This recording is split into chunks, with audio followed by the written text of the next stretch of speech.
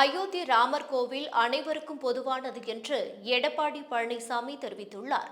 திருப்பதி ஏழுமலையான் கோவிலில் சுவாமி தரிசனம் செய்ய நேற்று மாலை எதிர்க்கட்சித் தலைவர் எடப்பாடி பழனிசாமி குடும்பத்தாருடன் திருமலைக்கு சென்றார். அங்கு ஏழுமலையான் கோவில் அருகே உள்ள வராக சுவாமி கோவில் மற்றும் அயக்ரீவர் கோவிலில் குடும்பத்தாருடன் சுவாமி தரிசனம் செய்தார். அதைத் தொடர்ந்து இன்று காலை கோவிலில் நடைபெறும் அஷ்டதல பாத பத்ம ஆராதனை சேவையில் குடும்பத்தாருடன் கலந்து கொண்டார்.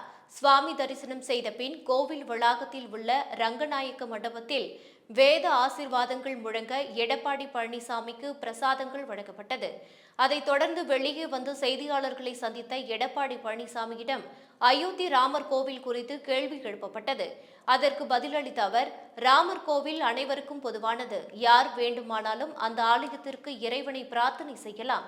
அதில் எந்த முரண்பாடும் கிடையாது என்று தெரிவித்துள்ளார்.